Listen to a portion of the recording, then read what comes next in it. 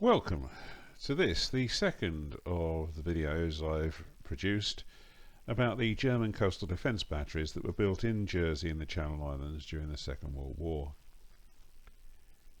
In this video I'm going to be looking at the history of Batterie Lothringen.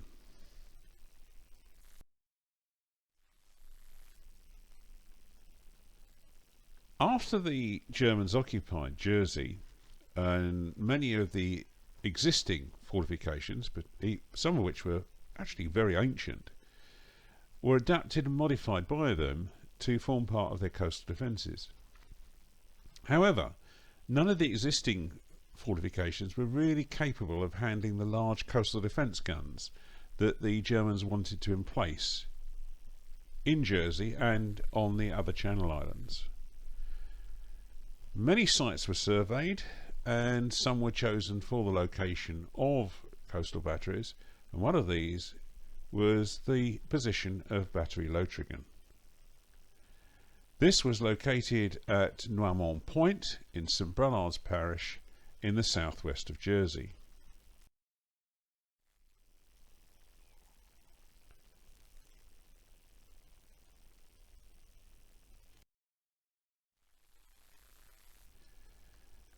The battery was staffed by naval gunners who formed part of the coastal defence artillery branch of the German Navy, and they were part of 3rd Battery Naval Artillery Battalion 604.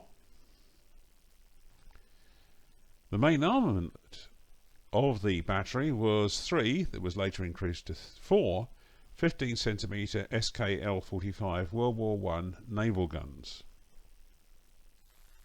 and they were emplaced on concrete platforms, and the ammunition was stored in underground near bunkers that were built nearby each gun position.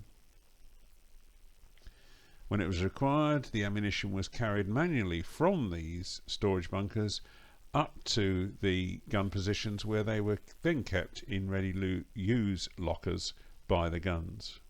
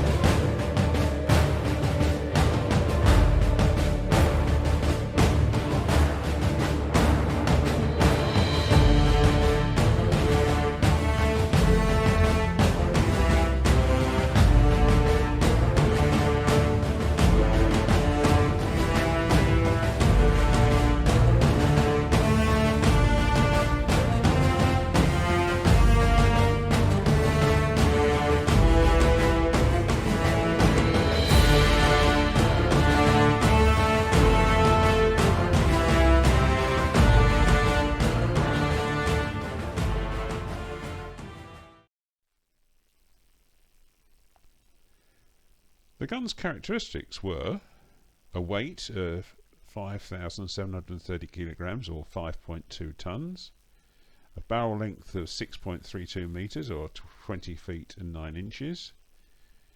They fired a 44 kilogram or 97 pound shell, which were separately loaded with bagged cartridges. The caliber was 150 millimeters or 5.9 inches. The elevation went from -10 to +30 degrees.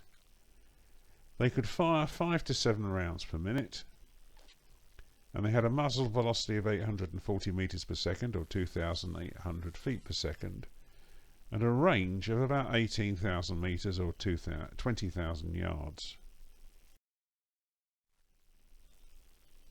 Besides these guns, a number of captured French 105mm guns are also displayed at the battery. This was a very popular gun, and it was actually used by a number of countries other than just France, from which they were originally captured, including Russia, where they were built in a slightly larger caliber, Belgium, Estonia, Finland, Italy, Poland and Yugoslavia. And the Germans captured many of these guns and later used them to arm sections of the West Wall defences or the Atlantic Wall defences.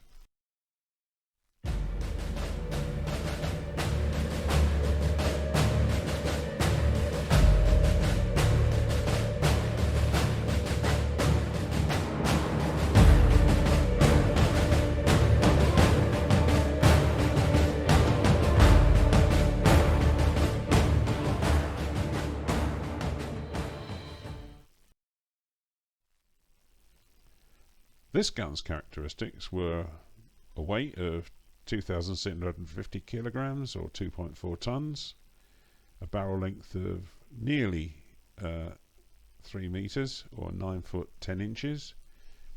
They fired a 15.7 kilogram or 35 pound shell. They had a caliber of 105 millimeters or 4.1 inches, an elevation that went from -5 to +37 degrees, a rate of fire of 5 to 7 rounds per minute, a muzzle velocity of 550 meters per second or 1,805 feet per second, and a maximum range of 12,000 meters or 13,100 yards.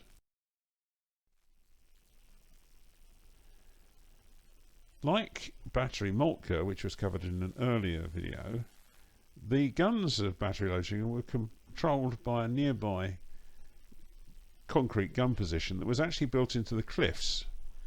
And in this instance, an Oerlikon 20mm anti-aircraft gun was actually mounted on top of the tower. And although the gun is no longer there, you can actually see the mount in this photograph. Somewhat unusually, Batterie Lothringen also had a Type M132 command bunker built actually into the cliff top next to its existing gun controls position. This was equipped with an armoured rangefinder, 2 steel observation cupolas and a sighting periscope. It was built of reinforced concrete actually into the cliff and was constructed between March 1943 and May 1944. It has 2 floors, an entrance and an escape shaft. The lower of the 2 floors has accommodation for troops and officers, as well as an admin room, a standby room and the central heating plant. The upper floor includes the operations room, the washroom and toilets, first aid room and the telephone exchange. The main entrance is also on the upper floor level, and it was defended by 2 machine gun embrasures. The operations room actually provided access to the armoured rangefinder, the steel cupolas and the sighting periscope, and it actually is possible to visit this when the museum is open.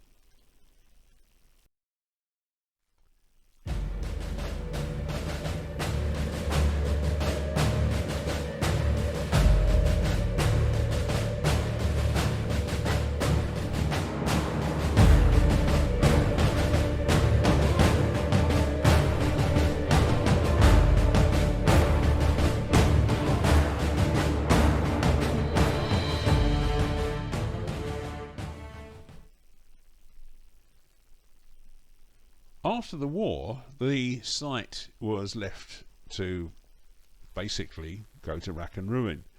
However, in 1950, the States of Jersey, which is Jersey's parliament, decided to actually purchase Noirmont Point, and it became a memorial to all the Jersey people who perished during the German occupation. And a memorial stone was unveiled there on the 25th anniversary of the liberation on the 9th of May 1970. There are also 2 other memorials on the site.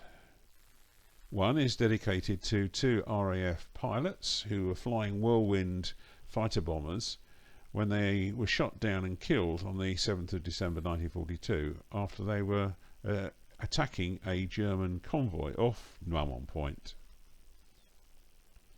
The other is a memorial to members of the United States Navy from PT Boat Squadron 34. 16 of them died were on board PT 509 and PT 503 when the latter were taking part during an attack on a German convoy which was ferrying guns from Guernsey to Jersey.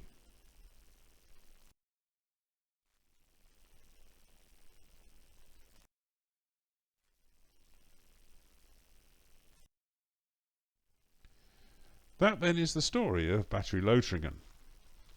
I hope you enjoyed this short video, And if you did so, please could you give it a thumbs up. If you haven't already joined or subscribed to this channel, please consider doing so. In the meantime, I hope you've enjoyed this video. You'll watch others in the series. Have a good day. Goodbye.